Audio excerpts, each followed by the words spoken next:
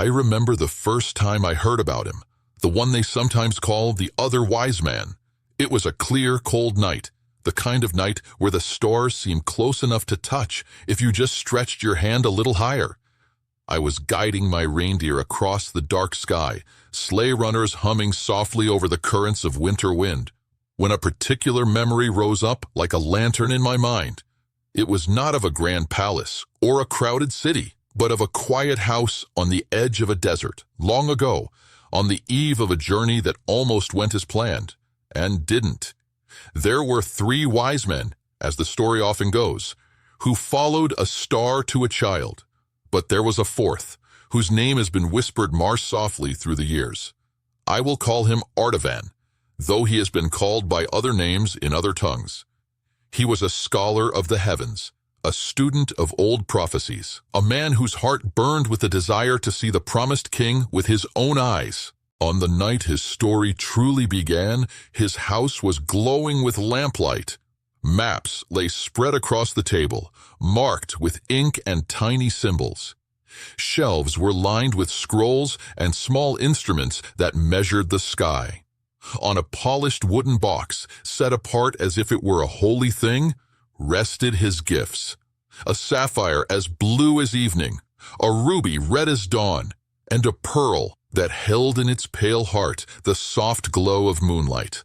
He had chosen them carefully, saving them over many years. For he wished to bring something worthy of a king. Outside, the desert wind hissed gently against the walls.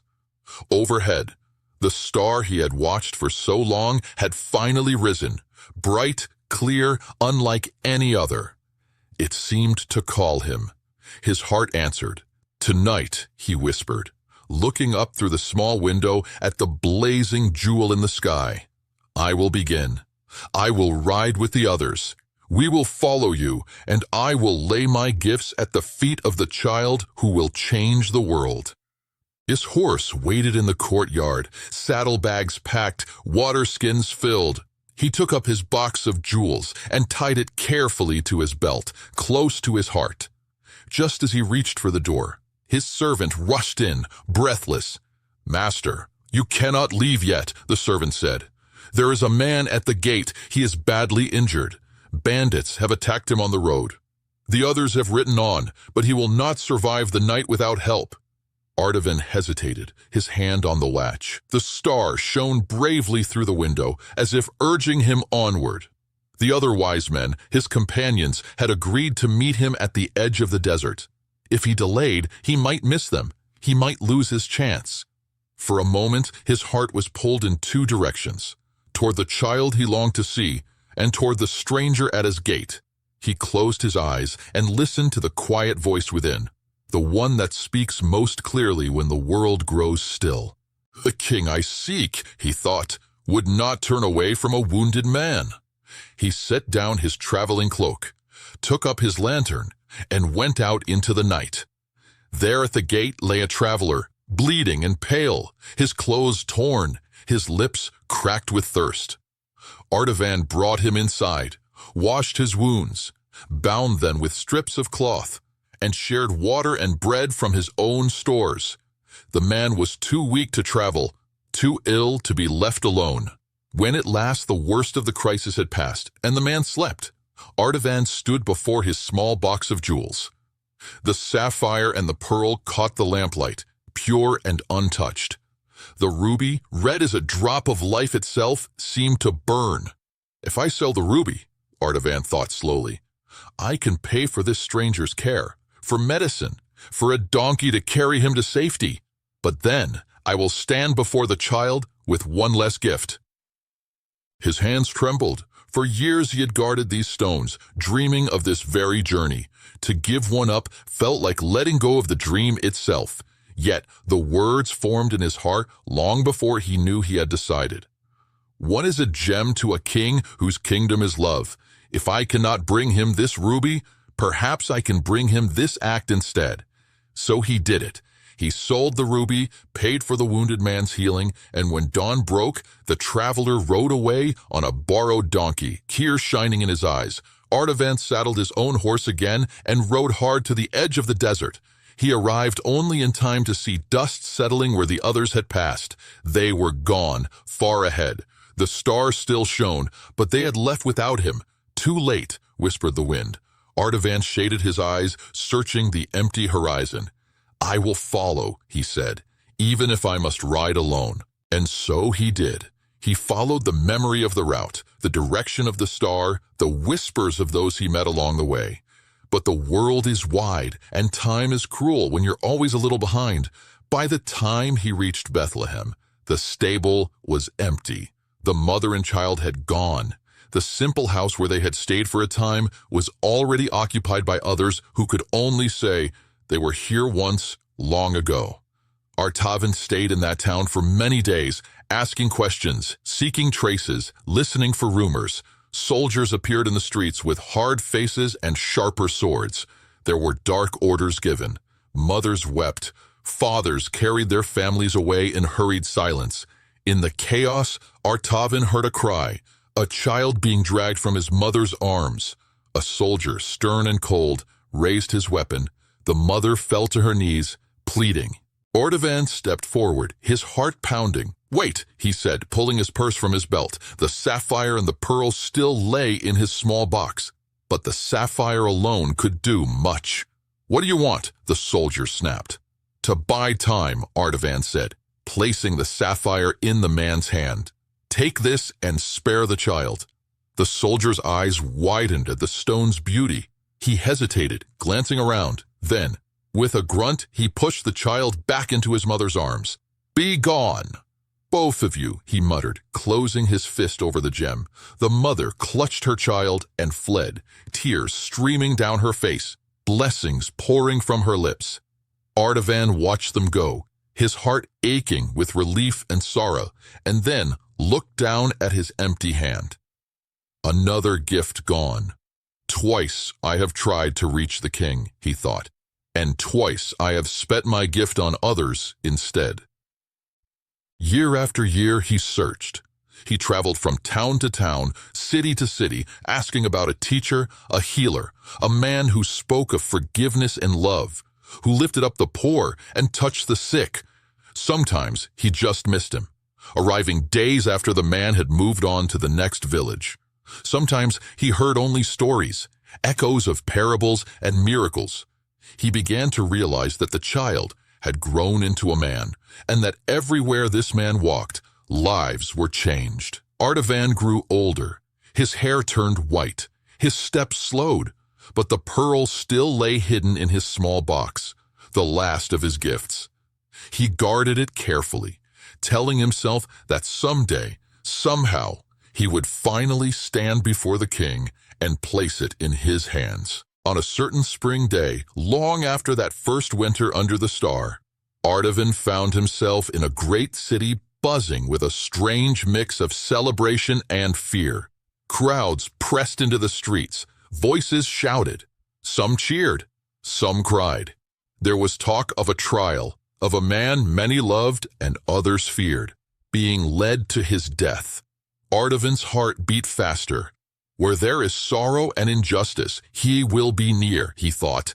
If I follow this crowd, perhaps I will find him at last. He moved through the narrow streets, leaning on his staff. As he passed a market, a commotion burst forth. A girl, barely more than a child, was being dragged by rough hands, her face twisted in terror. Debts, someone said sharply. She is being taken to pay what her family owes. They will sell her as a slave. The girl's eyes met Artavan's for a brief, agonized moment. He saw not just her, but every child he had ever passed on the road, every hungry face that had looked up at him as he searched for his king. And in that instant, the choice came again, as it had so many times before. If I keep walking, I might finally reach him, his weary mind argued. I'm so close. I've been searching my whole life.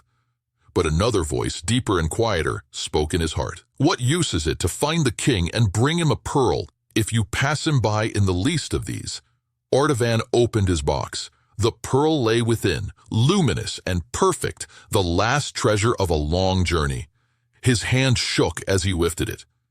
"Take this," he said to the man who held the girl. "Let it pay her debt. Let her go free." The man's jaw dropped at the sight of the pearl. He snatched it, nodded sharply, and shoved the girl away. "She is free," he said, already lost in the glitter of the gem. The girl collapsed at Artavin's feet, sobbing with relief. He helped her up gently. "Go," he told her. "Find your family. Live a life that knows it was worth this price." She threw her arms around him in fierce gratitude and then ran into the crowd, vanishing like a drop of rain into the sea. Artavin stood alone, his small box now empty. The roar of the crowd swelled and shifted. Somewhere, a heavy sound echoed, like a door closing. A strange darkness seemed to gather over the city. He sank down by a wall, his strength failing. "My gifts are gone," he whispered. "My life is nearly spent. I never reached the child. I never saw the king. I have failed." The streets blurred before his eyes. The noise of the world faded into a dull hum. He felt a great weariness, the kind that comes not just from the body, but from the soul. Then, in the quiet that followed, he felt something else. It was warmth, not the warmth of the sun or a fire, but the warmth of a presence beside him, gentle and strong. He opened his eyes and saw, not with the sight of his body, but with a deeper vision that had been slowly prepared over a lifetime. There stood a man with eyes full of kindness, eyes that seemed to hold both sorrow and joy in equal measure. He looked at Artavan as if he had known him since the first night he watched the star. "Lord," Artavan whispered, though he had never seen this face before, "have I missed you all my life?" A voice soft and clear as a bell in the snow answered him, not in the air, but in his heart. "No," it said, "you have been with me all along." "How?" Artavan asked, tears filling his eyes. "When I was hungry, you fed me," the voice said gently. "When I was wounded on the road, you tended me. When I was a child in danger, you paid for my life with a jewel. When I was burdened with debts too heavy to bear, you ransomed me with your last treasure. Whatever you did for the least of these, you did for me." Artavan's heart, which had carried regret like a stone for so many years, suddenly felt light.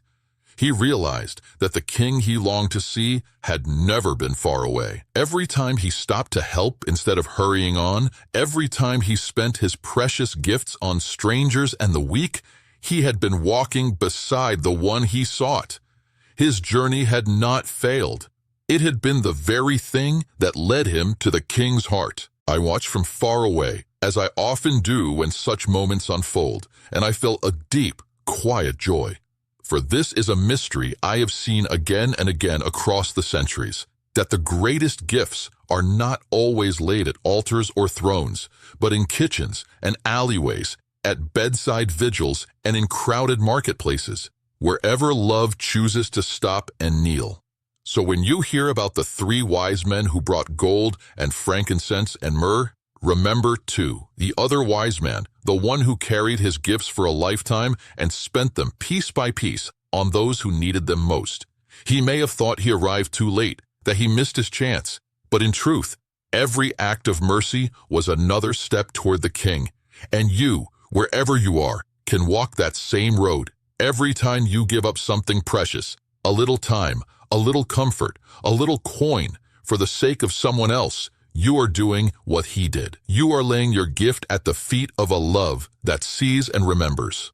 On this Christmas, when the lights sparkle and the songs rise in the cold air, do not be afraid if you feel you have started late or failed or wandered too far. The road to the king is not marked by perfection, but by compassion. It is never closed to the heart that still wants to follow the light. I will be flying my rounds, as I always do, watching candles flicker in windows and listening to wishes whispered into pillows and night skies. When I see someone quietly choosing kindness over hurry, generosity over fear, I think of the other wise man, and I smile, because I know that somewhere in ways we may not fully see yet, those gifts are reaching the very place they were meant to go.